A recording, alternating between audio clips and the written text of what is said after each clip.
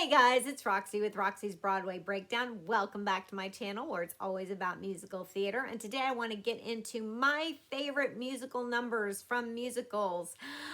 This was really hard to do. I could name so many than just what's on this list. So I'll probably have to do a couple videos to cover all my favorites. I did not include tap numbers because to me, tap is its own entity, so I will do a totally separate video on my favorite tap numbers.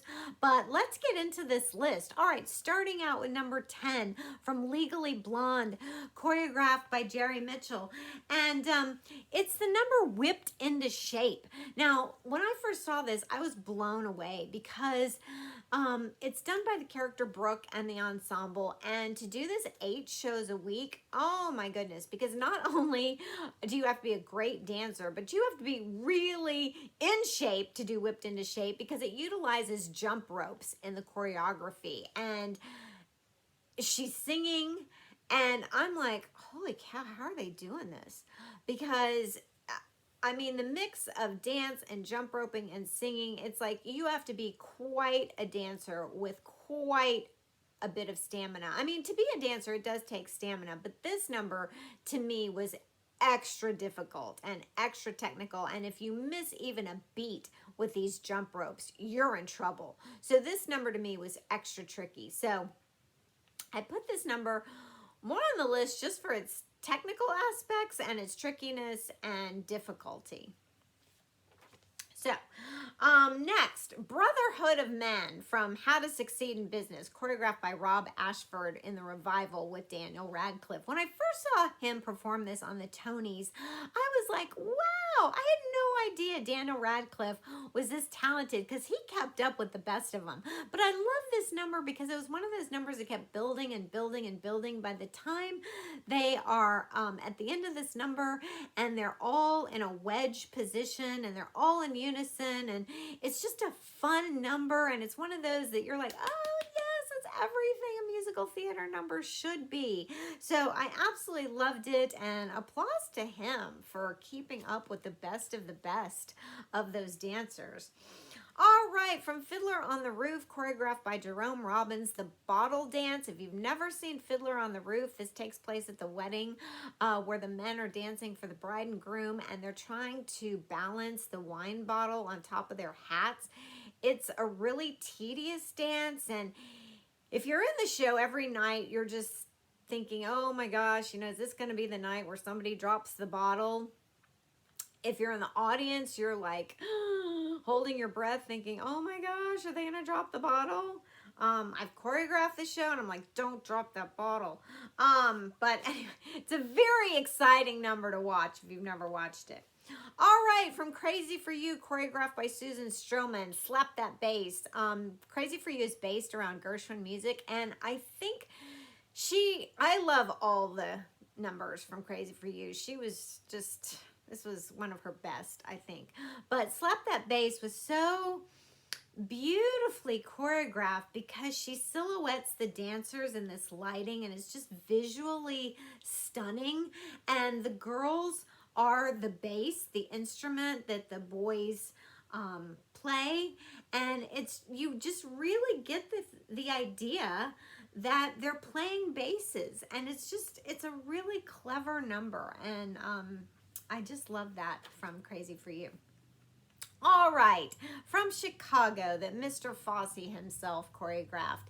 Now, he has a whole show dancing that's just full of nothing but his dances because he was genius, and he's probably one of the most revered choreographers to ever grace Broadway. But I picked All That Jazz because to me, All That Jazz from Chicago is sort of the epitome of Fosse. It's, you know, done in those black costumes, and they just slink on stage, and it's just jazz and those sunshine hands that, you know, he even utilized in Pippin and other numbers of his. And it's, you just think of Fosse and you think, all that jazz. I mean, you can't help it.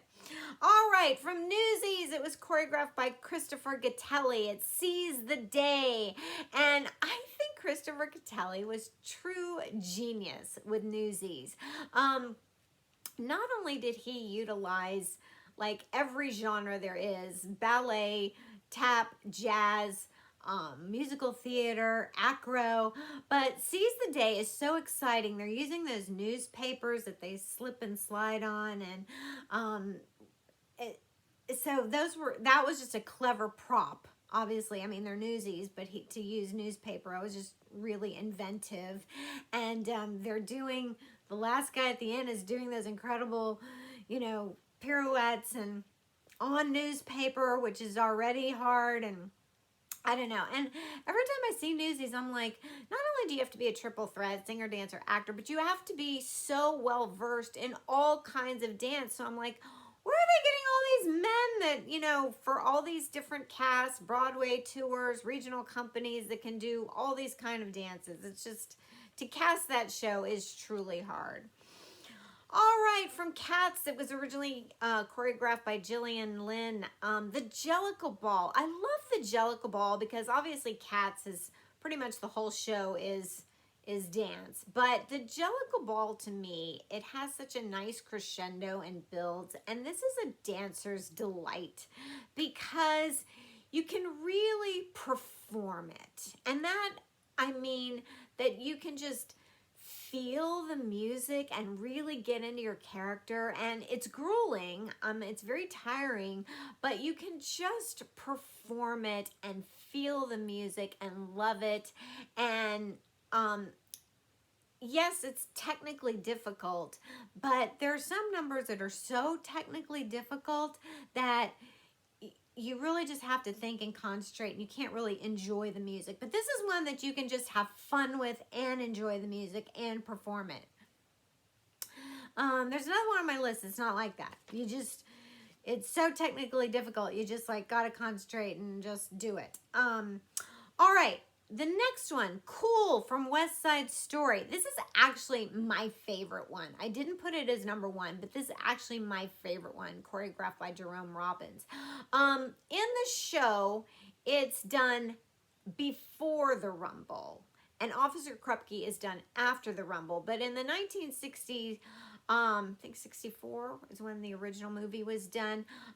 They decided to switch that, and they put Cool after the Rumble, which I think was the right decision because they're trying to keep all their, emotion and angst and anger and feelings at a simmer. And they do this in a garage. It's darkly lit. The way they filmed it was just, to me, it is the best dance number, bar none, ever put on film for me. This is my favorite. I have every move memorized. It's my favorite. It's my favorite. Cool. West Side Story. Can't beat it. All right. For my number one and number two spots, I went back and forth, like which one is one, which one is two. Because they're sort of the quintessential dance numbers. But in the number two spot, I put one from a chorus line choreographed by Michael Bennett, because this sort of is what it's all about, right?